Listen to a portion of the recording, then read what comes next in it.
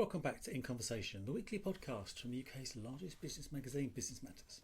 I'm Richard Alvin, and this week's guest is somebody you've heard from before, but not like this.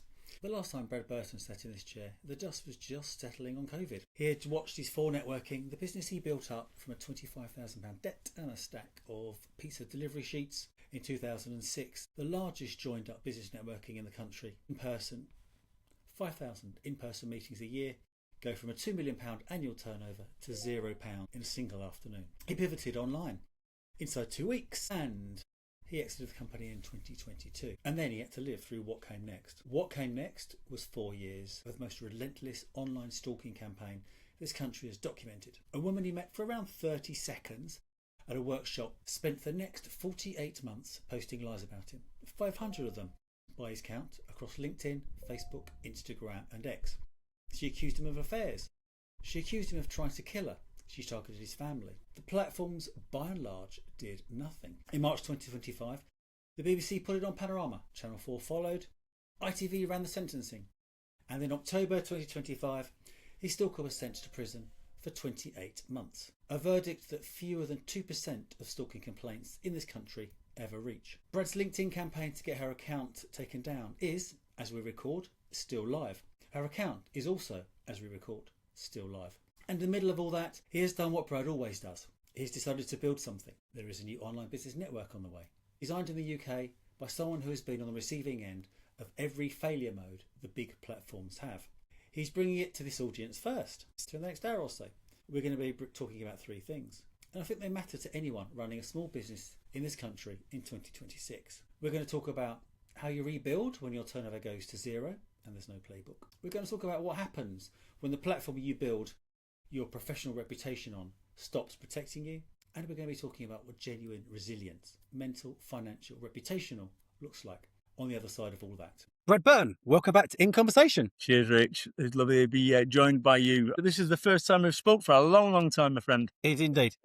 Brad, I'll put a link in the show notes to the previous podcast we did where we did talk about the struggles you were having with 4Networking during COVID. But can you just walk us back to pretty much the morning that Boris Johnson put the country into lockdown and clearly caused problems for a £2 million face-to-face networking company when you couldn't do face-to-face networking? Well, I think it was probably about 1.5 at that stage, but at our height, we was 2.3. I think it was March the 20th or March the 20th.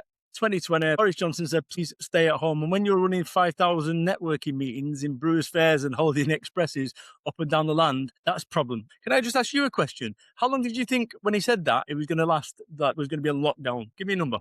Well, you may remember at the time, I was actually in Florida. So I went to Florida for a week and stayed there for 3 months. Tough assignment. And all the narrative was that lockdowns, etc., were going to take 2, 3, 4 weeks and stuff like that.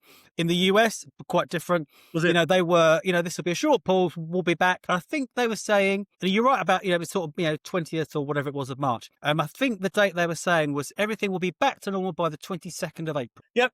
And I think, that's where we was kind of working on that basis that this was going to get back to normal. And as well as I do, it was a Dance of the Seven Veils. It was always 2 weeks. It was another 2 weeks. It was another 2 weeks. Because actually, if they said, guess what, it was going to be 2 years, maybe as businesses, we could have prepared for it. But yeah, it was a difficult time on so many fronts, especially when you've got a national network and everyone else was panicking. And then I can't remember how many requests we had, but let's say we had, for the sake of this conversation, 2,000 members. There's so many requests for refunds and stuff. It was just a dark old time. It was for, well, not only for me, but for the world.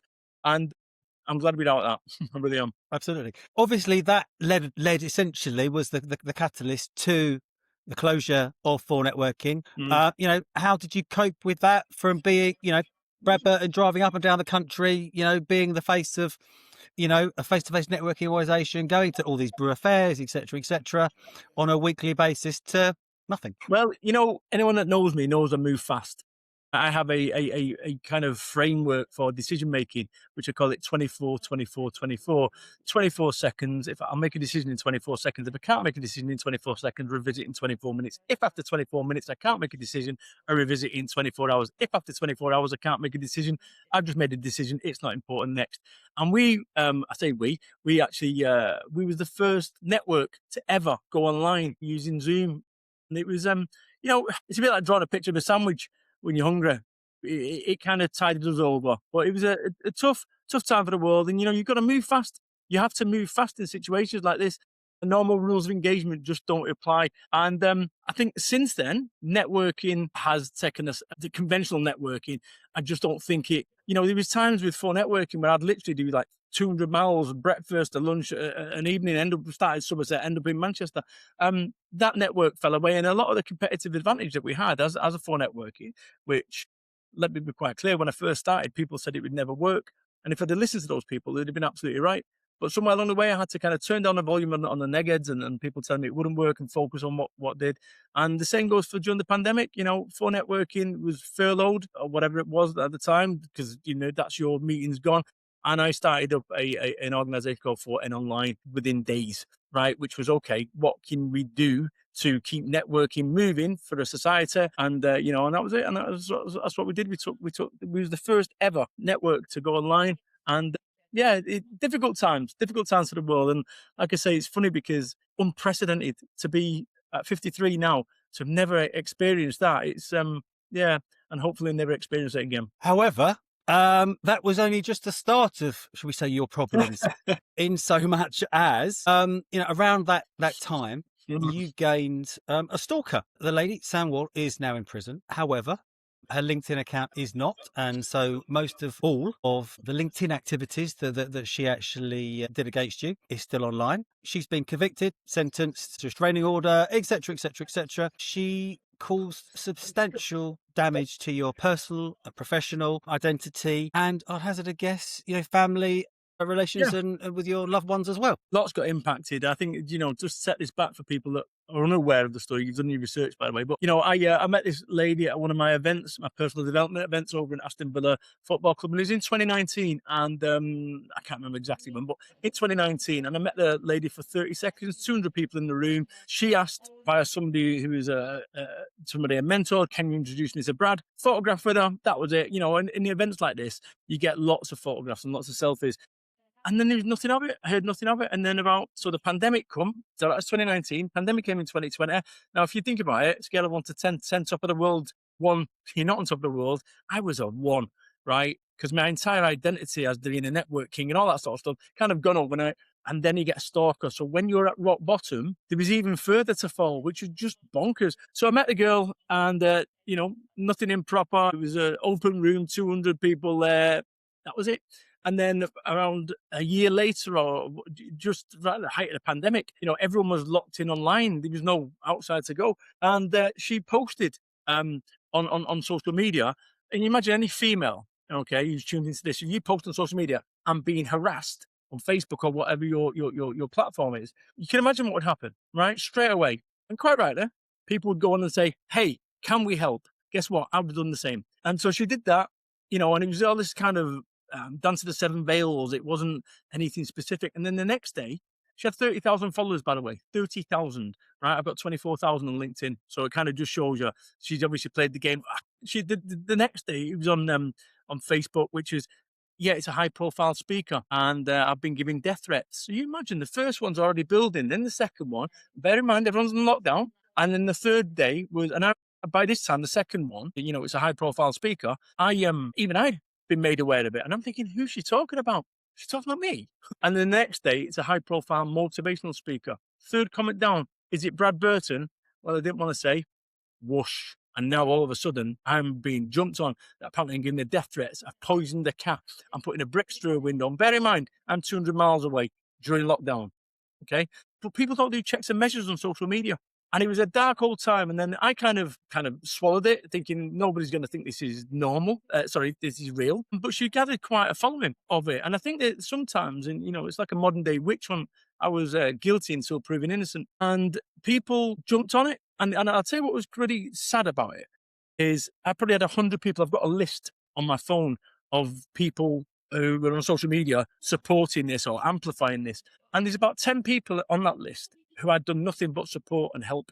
And that was really quite hard for me as an individual. Bear in mind, I'm dealing with the fallout of the business. I'm dealing with a pandemic. I'm dealing with full house full of thing. I'm dealing with being wiped out financially. And then I'm now dealing with a stalker. So I ignored it. No, I originally started batting, fighting back. This is outrageous. And then I realized she was very smart. I mean, genuinely very canny, because no matter what I did, she was painting this picture that I was the aggressor and I was this, that. And so it didn't matter how benign my intent was. And then I sent some legals to her. Cease and desist, £3,000, lessons and this, that, and the other. And she posted them on social media. And she said, I'm not allowing this guy to bully me into submission. And everyone was saying, hey, fight the good fight, sister. Ignored it. And then I can't remember what the timeline is for this, but let's say, bear in mind, this was every day on every format. And as well as I do, you'll have different audiences, Instagram, X, and so forth. So this was every day for months, on multiple formats. And this was like knotweed for my brain. And eventually what happened, she then forged a stalker protection order. She forged a police document or court document to say that she had one on me. And everyone's going, well done. And I'm like, what? So eventually with that, I went to the police, and I went to Taunton Police, and I give a statement to somebody there, and I said to the wife, I said, look, this is all going to fall away now. It's all in hand. And then 2 weeks later, nothing. I go back to Taunton. They said, oh, no record of it.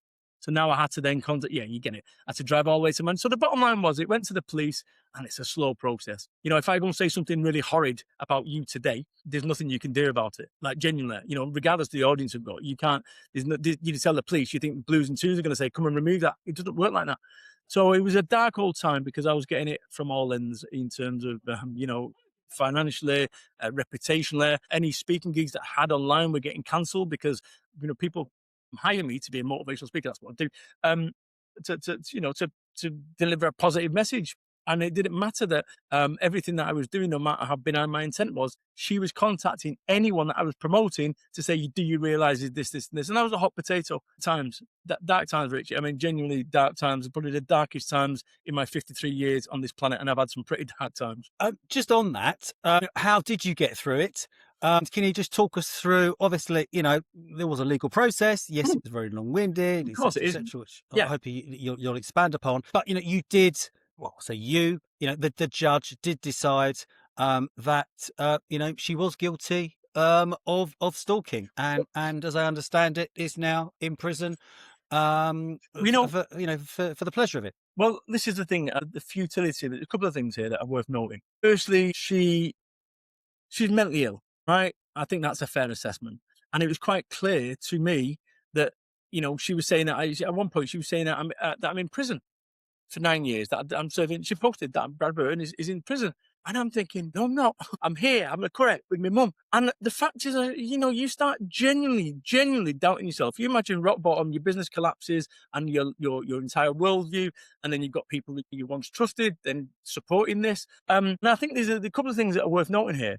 2 national TV shows covered this. Panorama, the UK's biggest factual news story. They covered the story. My Online Stalker, so you can find that on BBC iPlayer. And also the other one was Social Media Monsters, episode 2 on Channel 4. But this took years. And I remember the first time she got arrested, and they didn't act as fast as I would suggest they would have if I would have been a woman and the aggressor was a man. Let me be really honest about that. And I get it. Lad from Salford, Manchester, shaved head, tattoo. Do you know what I mean? I think come on. And when I went to the police, so what's your relationship with this woman? I met her for 30 seconds. But this is what's so incredulous about this. So they arrested her. And I remember saying to my wife, and this is important to the story, it's going to be fine now, right? It's all in the thing there. She got arrested, devices seized, and then she got bailed for 30 days. For that 30 days, everything was amazing. And then 30 days and 10 minutes later, boom, started up again. You imagine how soul destroying that was when you've had 30 days of peace. And once again, the police arrested her. But it's not like she started again, they go arrested tomorrow. We're talking 3 or 4 weeks between, we've tried 3 times. She's not been there. She's probably hiding behind the sofa. So with that whole thing, it was a dark old time. And when the Panorama show got wind of this story and they contacted me, for the first time ever, I felt that someone was listening, right? Because it was a dark time, and some paths you have to walk yourself, and this was one of them. In that, no matter how all my friends trying to support me on, arguing with her effectively, pointless. I said stop. So I had to kind of soak it up for years. The process, slow, painful, and at one point, and this is not me being jazz hands or thing, trigger warning, I actually considered offering myself 4 seconds. And I'm not sure who I talked to previously, but somebody said I was on this desk and I went 4 seconds. And actually I went to go to the doctors and get some antidepressants, not done them for 25 years. That just shows you how severe this was. And I'm the kind of guy who I'm a motivational speaker. I'm supposed to find the positive in everything. And I think this is not a story about stalking. I think it's a story about resilience, in that no matter what you face, you can sit there and say how unfair this actually is, but you've still got to face it. And one of the things that I teach is to spend more time on the solution than in the problem.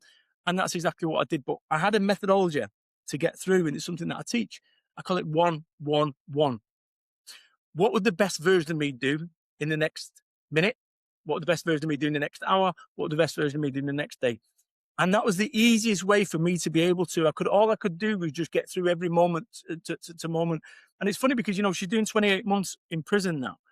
She should have probably done 9 years, if I'm really honest. And it got adjourned. She went guilty right up to the wire. There's no advantage, by the way. I didn't realize that. There's no advantage to going guilty like beforehand. So she went right to the wire, literally seconds before she's going to go court. She went guilty on 5 counts. And then sentencing was a month later. And then it was like 5 adjournments and 12 months difference. Now, what's really interesting about this is that when it comes to the Crown Court, and I've never been a Crown Court, right? It's difficult to believe. I've never been a Crown Court defying. And I wasn't even in the dock. Like, genuinely, and you realise that lives hang in the balance in there, and people sat outside, and the next minute they go to prison. So what happened was you have something called a victim impact statement, and it's Googleable. So if you go and Google Brad Burton's victim, you'll find it.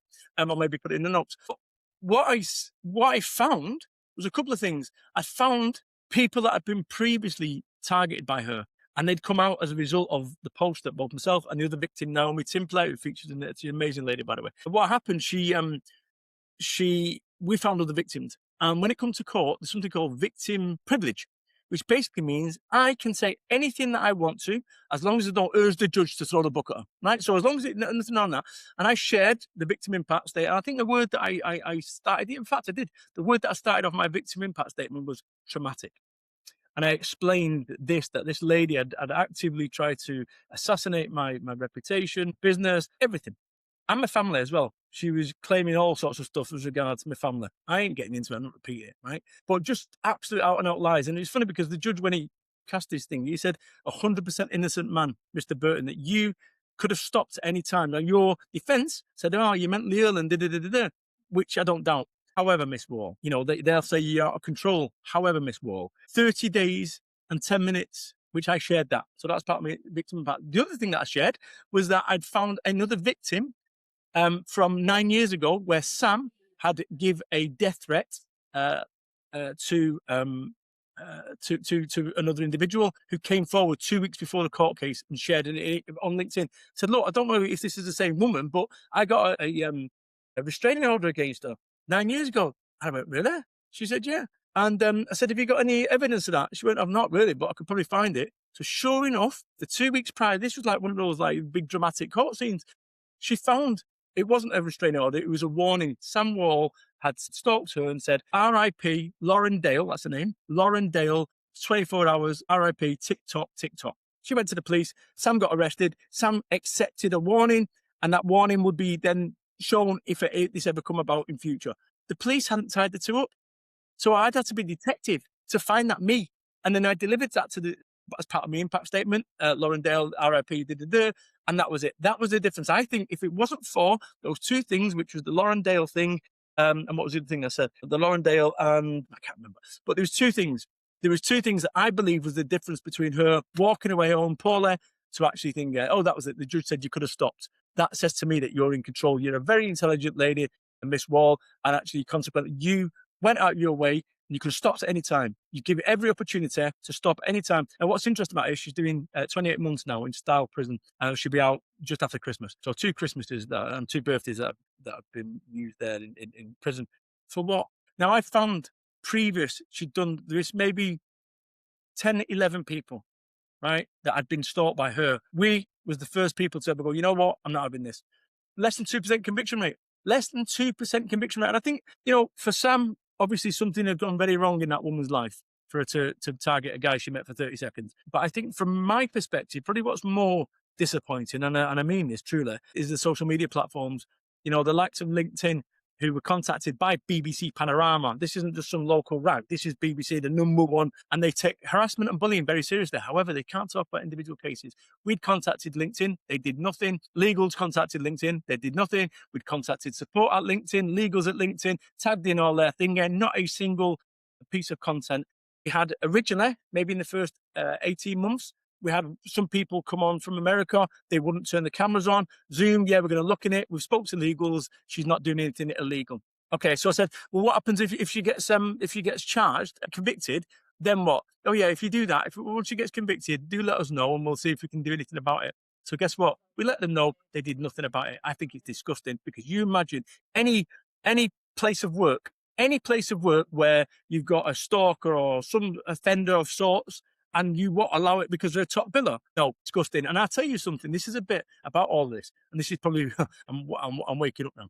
So I remember saying to LinkedIn, if I said about Ryan Leskansky, whatever his name is, the thing, all these allegations, and I made them up, what do you think you would do? Do you think that you would go, doesn't go against our terms and conditions? Or do you think you'd have acted? Because whatever you do, if your friend, colleague, family member was copying for what I was, I mean, bear in mind, thousands of posts. I have a 22,000 word article that she posted on LinkedIn, 22,000 words about me threatening this, that, and the other. And it was popcorn, less than 2% conviction rate. And I think that the TV programs, they kind of vindicated me and validated me. Interestingly, I've just come back from South Africa. I was speaking in South Africa for Zero, the company Zero, and I got spotted twice over in South Africa, twice. One in Johannesburg, one in Cape Town, by people who had seen the program, which is fascinating. So it just shows you, in some respects, everything happens for a reason, even the shitty stuff. And as painful and as difficult as it was, it's just part of my life story now. So I'm picking some of that. So firstly, you glossed over the 4 seconds where, you weren't in a good place mentally. It's a good that you were actually sitting at your desk and not driving a car or on a bridge or whatever, where those 4 seconds may well have had a very different outcome. That's right. But also, I take on board LinkedIn's point that at one point this was a he said, she said activity. Correct. However, correct. It then got far beyond that when, she pled guilty. Before, obviously, there was five Germans, etc., etc., etc. So there was a big time period. But the mere fact is, on the public record, she had pled guilty to the stalking. In the Crown Court, the highest legal, probably globally, and yet wrong. Yeah. And so, whilst we're focusing our attention on LinkedIn, were accusations and these sorts of things done on meta platforms, so Facebook and Instagram, etc., etc., etc. But I think for me, everything. I think for me, why this is important, the distinction, is this is a professional platform. Yeah, that's a distinction, right? It's not a safe platform. And this is the bit people can go, and I get it, right? You see stuff. The insurance hasn't paid out and like it or whatever. Right? I get it. That's your issue. But this is a wider issue. And we took legal advice at the highest level. I'm not name dropping, and I won't do, but at the highest level. And I found out that LinkedIn have they hide behind European law based over in Ireland, and I think it's either New York or California. So they kind of got this double moat that basically means, and I get it, because actually from their perspective, a big organization like that, who wants this hot potato? I don't. I'm quite happy with my foul over here. I don't want to pick this up. Nobody wanted to champion it. But that's the bit that's disgusting about it. And I mean that truly, because this could have ended up with tragic circumstances, children without a father, and everything that's associated with that. That's the reality. And this isn't me being clever. What I'm telling you, that's how close it's got. And you can imagine, a daft press conference. Well, mistakes were made and we could learn from it. Well, guess what? Mistakes were made. Learn from it. I don't see. It'd be interesting from a businessman's perspective. They'll send you a cut and paste. We take these things very seriously and we can't talk about individual cases. Well, guess what? Talk about my individual case. You're more than welcome to talk about my individual case. There you go. You've got my authorization, Richard, to speak to them about my individual case. I'm absolutely comfortable to talk about my individual case.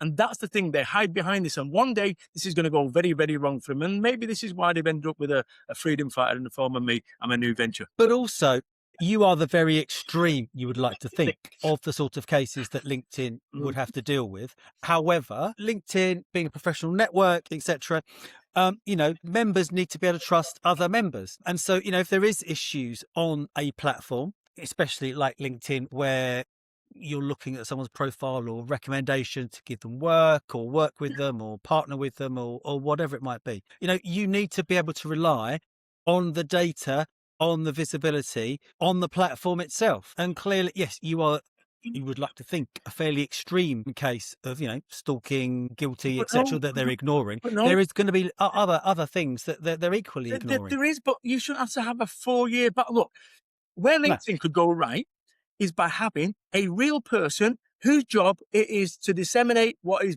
BS and what's legit, right? Because, and this is the thing, you go on LinkedIn right now and you go and block me, right? You go and block me on LinkedIn, and what will happen is you will not be able to see anything further that I write about you.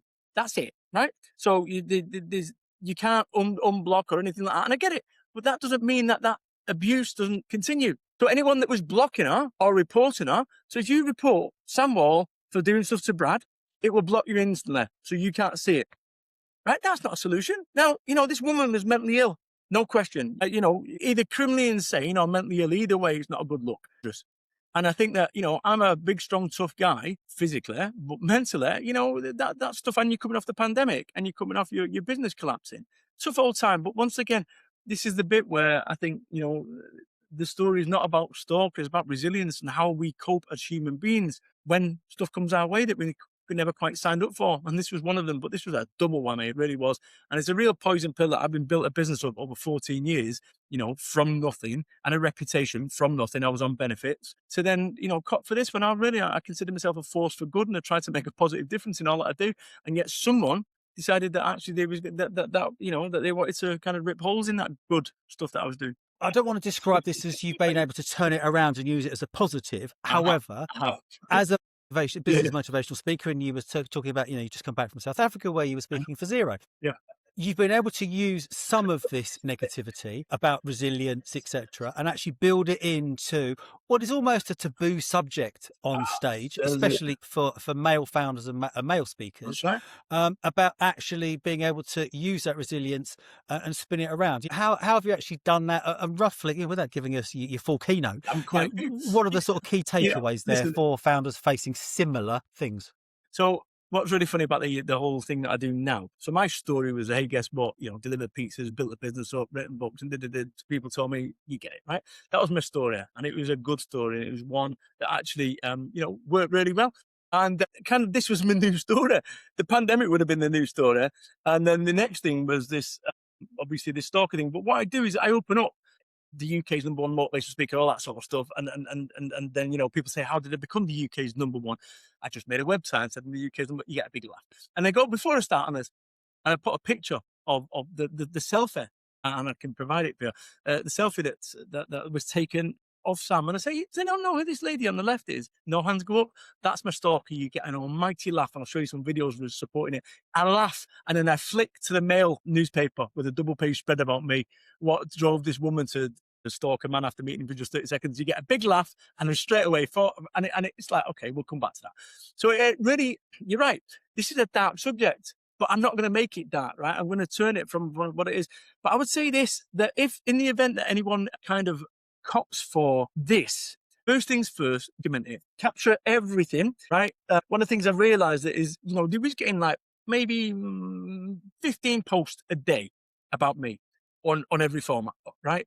Maybe I'm exaggerating there. Maybe there's 50, whatever. It was like 3 or 4 a day on each format. So maybe 15 stories about me every day on every format. Now, if I go and give them, here's a folder, which is what I had, give it to the police, that's unadmissible. What they do, they have to then take a photograph of it or screen capture with a URL link. Then they've got to import it to a evidence system, which takes 15 minutes, I was told, for every piece of evidence. Right? So this isn't a joke. So I'm getting thousands of posts or whatever over a month, and I'm submitting them to, and they're going, oh dear, because it's tying them up. But it wasn't moving fast enough. So I would say to you, anyone that is out there, if this woman says, if somebody says this, and this, and you've got 3 examples of the same one, just use one. So she says the same thing over again on different platforms, just use one. And then recognize that this isn't going to move fast. No matter how your world is burning, and no matter how much trouble it is causing you, there's no speeding it up, no ringing them up to make things move. There's nothing you can do. It is a slow process. And I would suggest that if in the event that you ever have this, I would chase up once a week. because you become the problem, you see. But you're an innocent victim and you're ringing the police up. They then start getting, upset with you. And it's like, hang on, we'll do something about this. The wheels of law and legal protection go really slow. But recognize this in the event that somebody is kind of copping for this is a tough gig. It is a tough gig, but you need to recognize that there is no speeding it up. I did say to somebody about this because I was getting after the TV, lots of people contacting me. How long does it take to boil an egg? What do you mean? Well, let's say 6 minutes. Is there a way of speeding it up? Yes. It'd be scrambled. Is that what you wanted? So you've really got to recognize that this is going to be a slow process, slow and painful process. I think there's nothing that I could have done because I kind of wrapped my brains. Is there anything I could have done differently to have avoided this? No. I found that she had stalked somebody for 10 years prior to this. 10 years prior to this. And the exact handover when she stopped stalking him was when she started stalking me. So this is, but the individual didn't go to the police. That's the difference. And I think, I had no option. Right? And I think if it would have been a man going after a woman, I think you'd probably been taken a little bit more seriously. Because I look at it, I'm looking at myself on the camera and I'm thinking, I wouldn't think that I could get stalked either. Do you know what I mean? But yeah, heavy. And it's not a physical thing, it's a mental thing, like knotweed for your brain. Fairly recently, the Online Safety Act has come in. Stalking Pointless. Prosecutions Pointless. are at a record high, albeit, fairly woefully low as a low bar. Your case shows the gap between law and enforcement is enormous at the moment. Absolutely. If you got 5 minutes or 10 minutes with the Secretary of State and say the LinkedIn UK MD, what's the one or two things that you would actually want them to do today, tomorrow, to actually start to effect some level of change? I would say this. Great question. I would say this. Imagine, and I would sit down with him. Imagine if on social media, on your platform, I called you this. And I said this about your family. And I said this, and this. What would you do? Right? What? You just ignore it, would you, and block me? Or do you think that you'd make some changes or speak to someone and get me off the platform? Well, that is exactly what should have happened here. So let's not talk around it. You're smart. You understand it. You run the business. You're quite happy to set your money. These are the shareholders. I get it. Right? And so you should. Your business. However, your business is people. And that's the bit that's been lost in all this. And I'll tell you something with LinkedIn, it's soulless. There's no leadership. We have proven that. There's no leadership. Nobody stepped forward and said, you know what? I'm going to deal with this case. I'm the UK managing director. I'm going to sort this, Brad. And it wasn't just me, there was other victims. So that's what I'd say to him. I wouldn't be namby-pambying. Hello, thank you for your time. Not interested, right?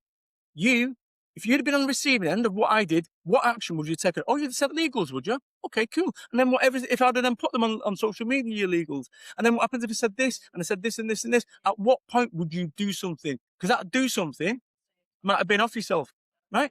And it was only through sheer in the game of being resilient. This is what I've done all my life. So I would not be, and I'd say the same to thinking this is not a joke. This is not a joke. And just because somebody puts text on there, there's a real person behind it. 1 post, 2 posts, 10 posts, fine. Thousands of posts, not fine. So what would you do if it was you? Forget me. What would you do if it was you? I would get them to go through that decision matrix and work out what they did. Yeah, I did that. I did that. I did that. I did that. I did that. And then what happens if they started talking about your children or your wife? What would you do then? Would you go to the police? Okay, cool. Going to take you about 12 months. So every single day I'm running you and your business down. Let me tell you what I think you'd do. I think you'd go to one of your departments and tick, tick, tick. And the next thing, my account would be disappeared. That's what I think would happen. And now it's my problem. Well, guess what? Why didn't that happen for me? Why didn't it happen for Naomi?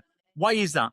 And until you can answer that question, genuinely, in good faith, you're never going to fix this problem. Talking about fixing the problem, you are actually trying to fix the problem, albeit in a different way. Fast forward everything, you've come out of all of that. LinkedIn aren't helping you. So you've actually taken the bull by the horns, grasped the nettle, use whatever phrase you want, and actually setting up a new, I would say rival to LinkedIn, but basically you've taken the negative and you're in the process of creating a new business network. Yeah. Do you want to talk us through that? We understand now clearly why you're doing it, but what's going to make you different? Yeah.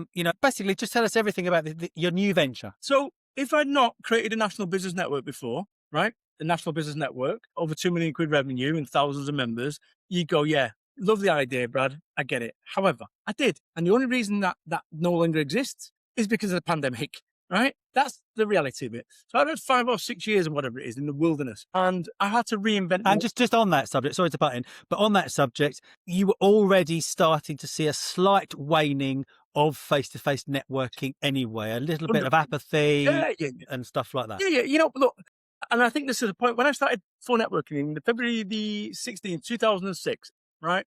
I started with the words, and this is absolutely true. Welcome to the future of business networking. And I had 9 tables in the room, 72 people, back table, back left, right at the back, naughty table, started sniggering and laughing, talking amongst themselves when I said that. And that's my enduring memory of that launch, true story. That would go on to start like over in Somerset, then it go to Bristol, then it go Swindon, then it go Reading, then it go kind of Ivy Leafed around the UK before going around I think year 3. Before going around London and then tech in London. And we had, like I say, 5,000 meetings. And the difference between 4Networking was 3 fundamental secret weapons. 1, me. I was daft as a brush. Right? I was naive. And the great thing about naivety is you do stuff that you would never do. 20 odd years in business later, some of the stuff that I did back in the day, like, no way. We literally put flyers on rival networking organizations' cars. I mean, that's like, whoa, that's like, but I built it because they created this, like, I kicked over the hornet's nest and people come at me. So, created 4Networking, worked out all the systems, worked out a community. It was 50% social, 50% business. That was another secret weapon. The other secret weapon was a passport. Passport allowed you to go to any group. So you could literally network 3 times a day if you so chose anywhere you wanted. So it's great. You go to London, you go to 4Networking in the morning and meet people there, then you go to your meeting. So it was pretty cool. And then we also had something called 3 1-to-1s. And these 3 1-to-1s in group time. Yeah. So what would happen is everyone would stand up, do 40 seconds. I'm Brad, I'm this, that, and the other. Sit down, and then you break for coffee. Then what would happen is you then come and swap a card. A 1, I'd have 3 cards, 1, 2, 3. I'd swap a 1 for a 1 with you. I've got 2 and 3, and you'd have 3 10-minute 1-to-1s. We also had something called a foresight slot, which is an insight, not a sales pitch, into an interesting area of expertise. The reason I share this is quite important. Is that foresight is the reason that I'm now a motivational speaker, because I spoke thousands of times in brewers' fairs and holding expresses up and down the land with a barista going on, people walking past. So that gives you quite a level of communication and confidence. So that was them. And I realized something, that people were just not traveling, and we might have not lost our edge. We was 14 years in. So the excitement of something new, you're 14 years in now. So yeah, it wasn't a slide. No, there'd be under no illusions.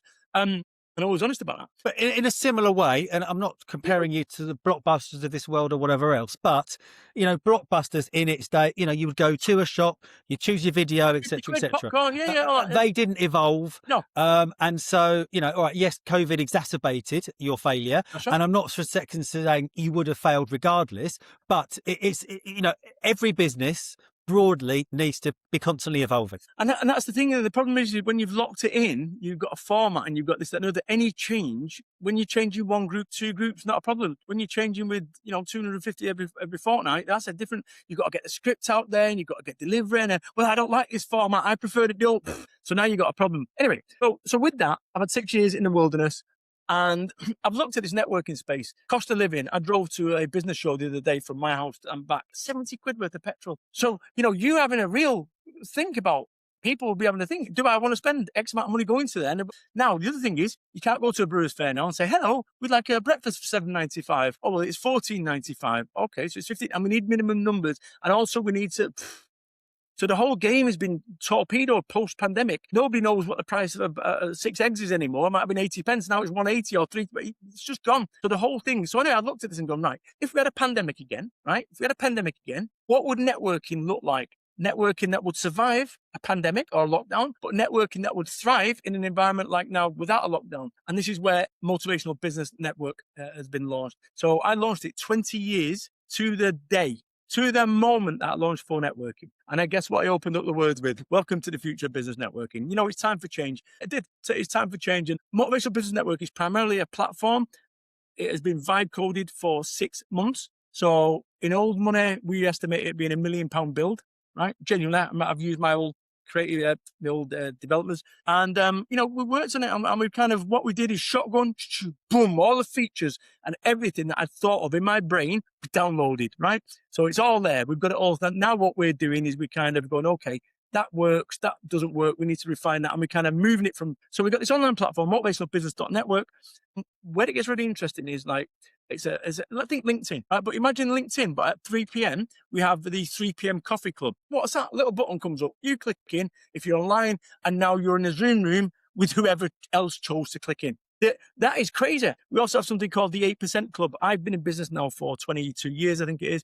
And I believe that only 8% of people do what they say they're going to do. Like, hey, if you said to me feet to the fire. I'd say 8% of people to the letter. So that's what we're looking for. We don't want the 92% of people. You know, you go on LinkedIn and you get these ridiculous rhetorical questions. Hey, Brad, how are you? Could you handle any more clients? Hey, Brad, stop. It's just clunky, like, stop. I mean, maybe it works through sheer numbers game. That isn't how I want to do business. Mentally, the way that I do business is, do I like this individual? If the answer is yes, cool, let's move on. If the answer is no, it doesn't go anywhere. So we have this online platform. We have the feature like the 3 p.m. coffee club. We've got MBN Locals. With 4Networking, I'd run these meetings, let's say Somerset, and I run a Somerset in Taunton meeting. And every 2 weeks, we'd go to the Brewers Fair. Some people would come from far and wide and so forth. We don't do that. We're not looking for thousands of members. We're looking for 500, 750. It doesn't matter, right? We're not tens of thousands. It doesn't matter. Because right now, you have a networking meeting, and you go there and there's 4 people. That ain't good. You have an MBM meeting online with 4 people. It's amazing. And this isn't me flanneling, I'm telling you, because there's something about our culture. These people, 8%, you don't have to sell. There's no, hey, Brad, do you want to buy some advertising from you? Because actually, if I need some advertising, I'm coming to you, because that's simple. And that's what we've done. So we've got all this kind of thing. You've got insights where people can have their what's the word? Show their expertise to the world. You've got the community. You've got direct messages. You've got everything that you'd expect with a social media platform. The difference is a walled garden. I go on LinkedIn, everyone can tune in. This is a walled garden. No matter what goes on in the world, politics, global, geo, it doesn't matter. We are keeping it within this. And if the world collapsed and it was like Mad Max, you'd have marauders, then you start rebuilding, then you'd have settlements, then you'd have towns, then you'd have cities. Well, this is like a town. It's like a digital town, right? Digital town of amazing people.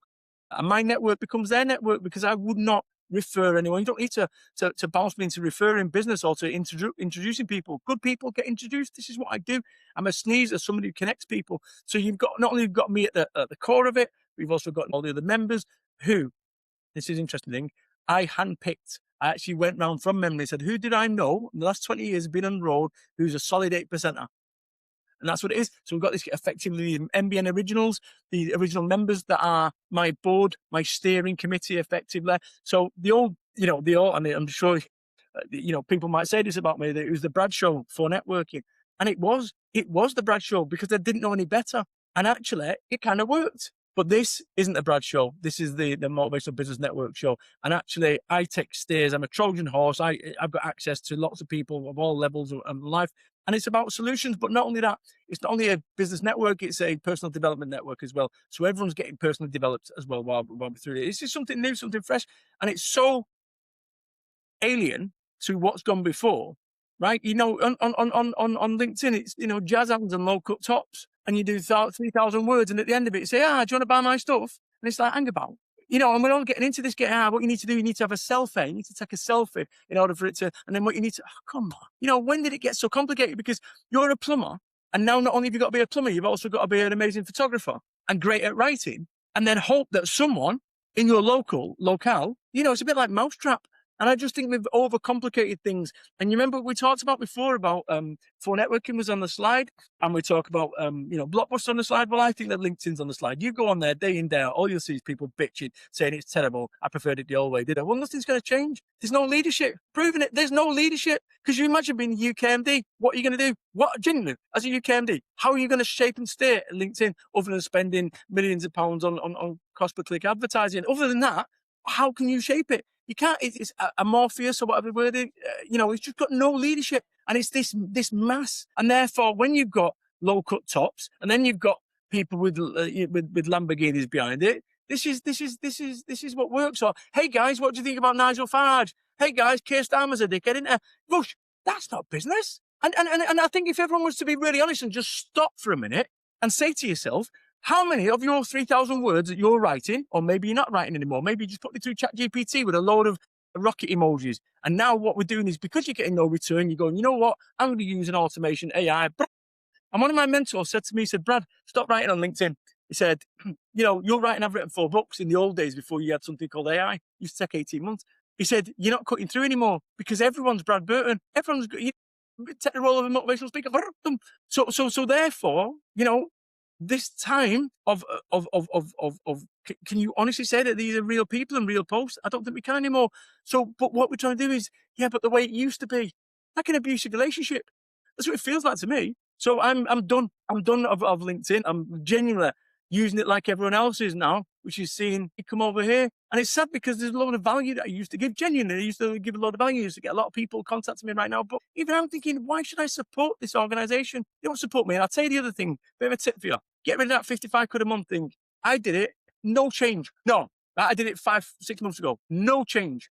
Like zero change. Oh, yeah, you get seen by 3 times. No, you don't. You know, okay, I don't know who's looked at my account or whatever. Who cares? Does it matter? Hi, Steve. I see that you looked at my account. Okay. If I wanted something, I would have contacted you.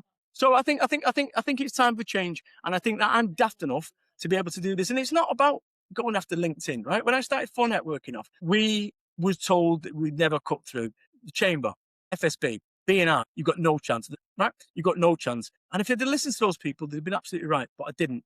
You know, when I started, I had ideas, vision, and belief, and something else, naivety. Well, guess what? 20 years on, guess what I've got? Ideas, vision, belief, experience, and AI, right? But bringing that together, we're now in a situation where we are punching way above our weight for an organization. Like, genuinely. And you know, when I built 4Networking, as fast as I could, it was like a big wobbly Jenga tower. Well, guess what? This time, we're building it slow, methodical, right? There's no rush. Let's get it right, not right now, which goes 100% against everything that I've ever done. But this is a different world we're heading into right now. And I think that this motivational business network, for those people that get it, will say, why have I been doing that? You've been wasting your time. Wasting time day in, day out, getting involved in daft conversations that you're not bothered. Hey guys, on bacon butters, do you prefer red or brown sauce? 750,000 views I got for a chocolate digestive picture showing it was like £7.80 or whatever it was for a packet. I'm not joking, 750,000 views. How does that, you know? And you can get whipped up in the lava that somewhere along the way, oh my God, look, I've got 50 notifications. So what? You know, what are you, a fruit machine? And I think we've lost what it is to be human. With our pursuit of efficiency, AI has been introduced. I don't know about you, but where's all this spare time that we was promised through all this automation? We don't appear to any because we spend our time. There's a panda and a rocking horse eating a banana. And I think that we've kind of got to get back to what business is, humans, people. And I think we've lost that. So I think that I'm daft enough to be able to bring the 2011 internet back, which is 14 years ago. Remember 2011? It was great, glorious. It was the golden years of the internet, the excitement. Well, guess what? We're doing that again. And I urge people to give it a run. You know, sales pitch time. There's no sales pitch. Right? Yeah, I was going to say on that, how can somebody actually look to join the new platform? You know, literally this morning, I had my board effectively, and we looked at this and said, we're doing something wrong here, aren't we? I said, what? So we looked at it and said, we're doing something wrong. You know, we charge £75 a month for Motivational Business Network, which is expensive. It's only expensive if it doesn't work, right? If it works, which is, I truly believe, and the members are already benefiting from that, it's a bargain. So I'd say that anyone is interested, go to motivationalbusiness.network. We are going to be, you have an opportunity to fill a form in there and you'll get a call back from me. This is what we want to do. And that is going to slow things down. But we want to make certain that everyone that comes through is vetted. And what I mean by vetted is it understands our ethos, understands our culture, that actually you don't wade into DMs and say, hey, guess what? Actually, you recognize that you don't need to sell. What you need to do is create the conditions where people buy. And the way you do that is by doing what you say. I think one of the things that we have, which is fundamentally different. I mean, there's lots of features that are fundamentally different, but we have something called shine. And what happens is every single day, members get 100 shine points. Like, what are they, right? So you imagine like a little sun, 100 shine points. If you do me a favor or you do a turn or I like your post, I can give you 10 shine points, or I can give you 50, I can whatever. Or you can build them up and get 500 shine points. You've done me a favor, you just signed up on a project, I give you 500 shine points. And what happens is it then shows Brad has given Ralvin 500 shine points for this. So it's social proof. Now, right now, we are sub 100 members, right? And I said this to someone said, well, you've not got many members. I said, listen, when you started Business Matters, there'd have been a time when you'd have been like that with 100 views. Now you're getting millions. But you had to start with 100. You had to start with 1, 10, 100. Something's got to start somewhere. So people can decry this and go, well, there's not a lot of people there. Don't care. You go and put yourself in a room with 50 people who are on side and positive and tell me that that's a waste of time, because I'm telling you something. You go in a stadium, everybody know I buy stuff, which is exactly what we're doing on LinkedIn. And you know what? When everyone's shouting, no one's listening. And that's what we've got to do. We've got to start getting quieter. We've got to start talking again. Stop shouting. And this social media stuff, I can do it better than anyone. You want a picture of me getting out of helicopters? No problem, right? I can do it better than anyone. It doesn't mean it's right. We need to get back to people. That's what life's about. That's what business is about. Not AI, humans. And I think we forgot that. And that's what NBN's about. Less AI, more human. I think on that note, thanks for your time today, Brad. Enjoyed that. Cheers, Rich.